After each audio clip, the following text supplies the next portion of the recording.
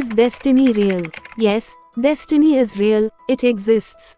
To know how is destiny real, let us go through a few real-life examples, starting from that of yours.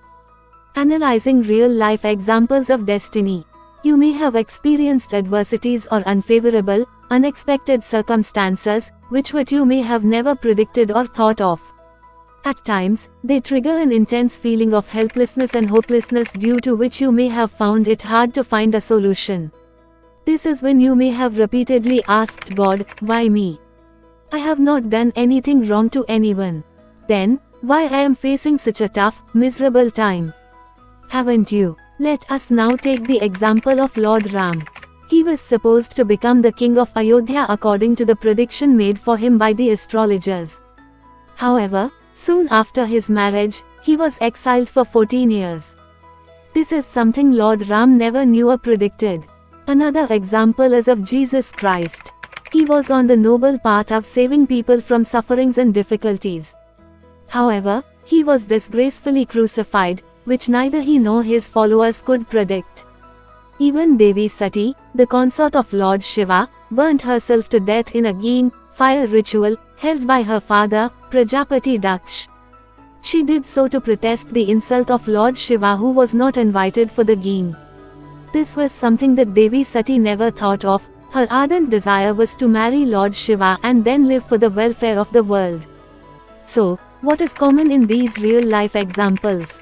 Well, what happened was different from what was been thought of or what was been expected. So, now the question arises, why is it so?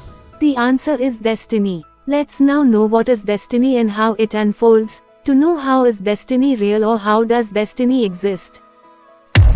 What is destiny? When destiny materializes. According to Param Pujya Dada Bhagwan, the spiritual scientist of Akram Vignan, the karmas from the previous life were in the form of a plan, as though designed on a piece of paper.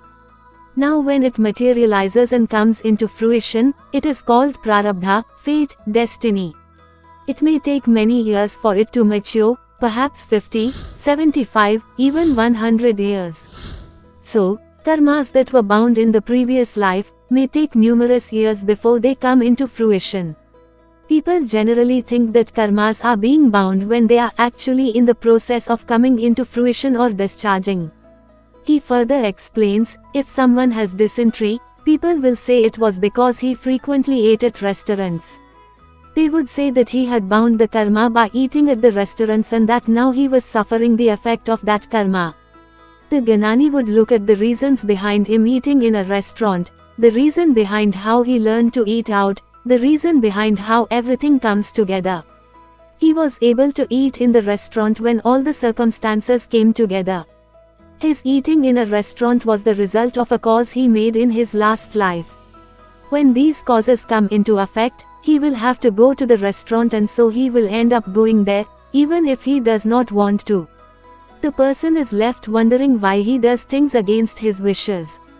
People without none believe that one suffers because of what he does.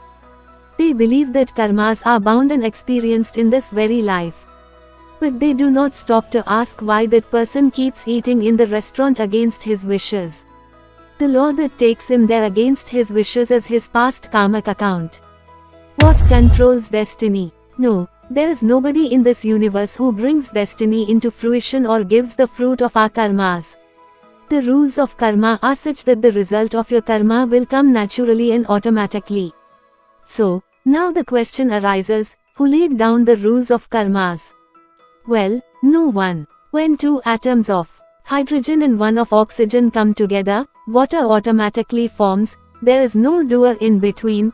This is the rule of karma, according to Param Pujya Dada Bhagwan. He further explains that nobody makes karma rules, they are based on the laws of science. How destiny fruitions. Destiny is just one of the factors when it comes to unfolding an event. There are also factors that come into play, such as time, space, and effort. Of these, effort is in our hands. You should contribute your best, and then whatever happens, is called as destiny. This is because destiny cannot be known in advance. It simply means that an event is bound to happen at some point in time. However, Both the event and time are unpredictable. Param Pujya Dada Bhagwan says, you cannot baselessly say, it is destined. Nor can you baselessly say, it is not destined. Saying so is a liability, it would be a fault. The outcome is in between, it is destined, and it is not destined. If the pocket gets picked even after taking all the precautions, to understand that his destiny is exact.